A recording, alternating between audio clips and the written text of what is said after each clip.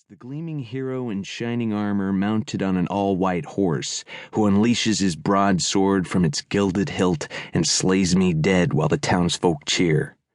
Which is pretty much the truth. His motto is Simul Adorator, which, if you plug that into Google Translate, it'd humble brag, he is worshipped. Watching how he gathers up girls like a butterfly collector kills me every time he pins one through the heart. But, in a weird way, I love JP, because he's not afraid of me. Making friends was never easy. Mom was always like, talk to the other children, show them your beautiful smile. Mom. But when I tried, they ran the other way. Or even worse, pretended I wasn't there.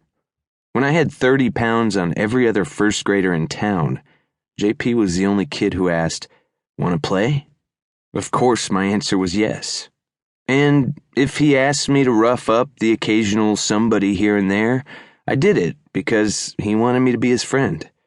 It wasn't too bad. Usually standing over the kid and staring down did the trick. Besides, hanging out with JP is a badge of honor at St. Lawrence. I'm not about to sacrifice my seat by his side at the lunch table. He's the best, except sometimes I hate him, like right now. If it weren't for JP, maybe I wouldn't have gone onto the roof, and maybe I'd still have hair. It was JP's idea to go to the barbershop after school. He said he'd pay, and I was like, awesome, because he's stinking rich and I'm poor as hell. JP must know I'm really down, I thought, as I sat in the chair. Nice thing for him to do. So I told the guy I wanted it cut like JP's, just like JP's. He tosses it to the side, and it always looks perfect. Girls run their fingers through it whenever they get the chance. I want that. I'm telling the barber this, and the dude goes and buzzes a strip right down the center of my head. What the hell? I jump out of the chair, stupid plastic cape and all, and towered over the guy. He cowered like they always do and pointed at JP. Told me JP slipped him an extra $20 to buzz it. And right on cue, JP starts laughing.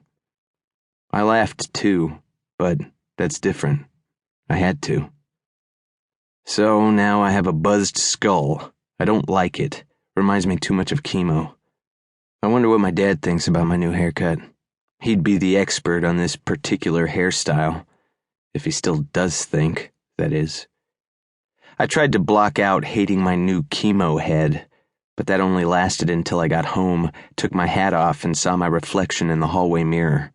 If anyone asks, yeah, the busted glass and dribbled bloody trail leading up to the roof was me. Big deal. I needed some fresh air. I picked up the long-lost football, took a deep breath, slipped, and we both came tumbling down. Perfect end to a perfect day. And then, it just got better. My neighbors, the swan poles, heard me dent the earth and my hollering that went with it and called an ambulance. Now, I'm in the hospital waking up from surgery with 2 spiral fractures in my right leg, and all the beeping from the monitors is driving me crazy. Does it have to do this with every heartbeat? I wish someone would turn it off. The beeping, I mean. Every time it repeats, I hear Madison's voice on a loop. Oh my God, now we're going to have to see the beast's face every day.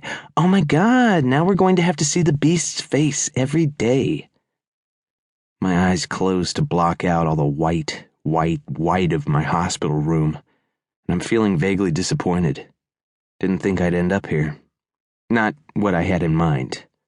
My right leg is attached to the metal skeleton of the bed, with spikes and pins and wires all jutting out of it. And in my morphine drip haze, it's like my very own trippy puppet show.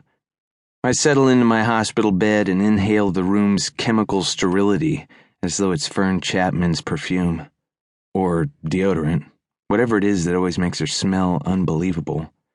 I can't lie, I've had dreams where I'm invisible, and all I do is walk behind her and inhale. I guess in my dreams, I'll have to hobble now. Crutches are perfect. Now I'll be known as the guy on crutches. Hey, look at that guy on crutches, I'll hear people say as I go by. I like the thought of that. It feels so amazingly ordinary. The silence is short-lived. Mom comes flying into the room. Dylan! There's no chai tea for the ride home in her hand.